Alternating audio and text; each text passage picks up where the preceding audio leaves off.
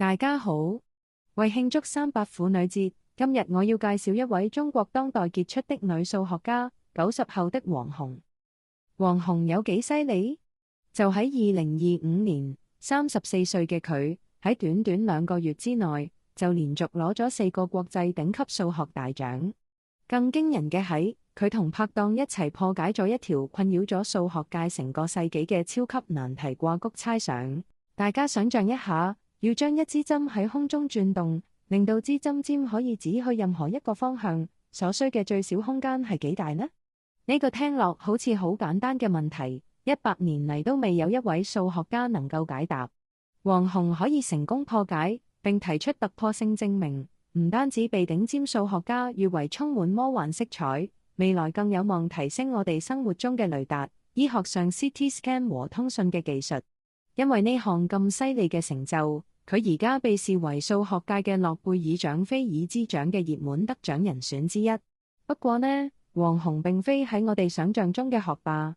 王虹喺1991年出生於廣西桂林平樂縣沙子鎮，父母都係中學教師，母親教英語，父親教數學。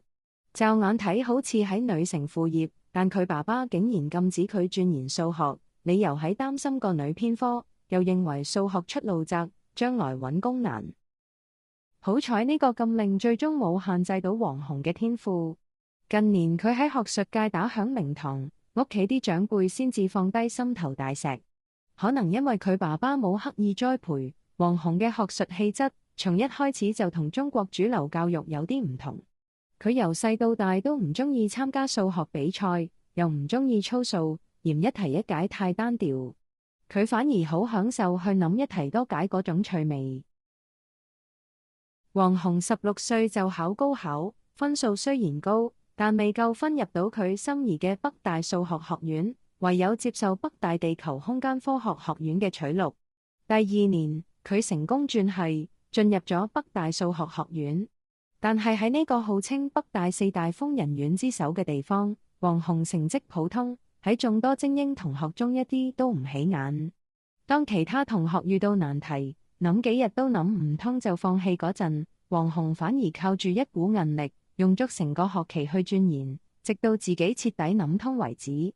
佢對數學嘅意態係純粹嘅，發自內心嘅，而唔係為分數或獎牌。就係呢份對知識最本質嘅追求同自由探索嘅精神，讓佢從眾多精英中脫穎而出，亦係奠定佢學術生涯最堅實嘅基石。北大畢業後，王虹去咗法國深造，攞到巴黎綜合理工學院同巴黎第11大學嘅雙碩士學位。2019年係麻省理工學院獲博士學位。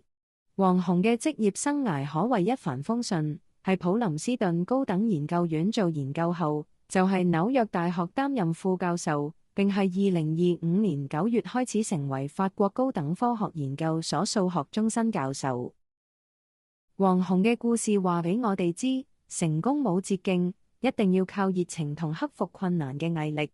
佢嘅成功之路就好似掛谷猜想入面嗰支轉緊嘅筆咁，喺最細嘅空間入面，為自己揾到通往宇宙最多可能性嘅方向。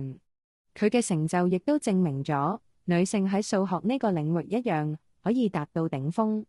喺3·8婦女節呢個特別嘅日子，等我哋一齊認識王虹。佢唔單止係一位偉大嘅數學家，更加係一位激勵我哋所有人去追隨內心嘅意態，勇敢咁行自己嘅路嘅榜樣。最後送大家一句說話：打破界限，創造非凡。謝謝大家。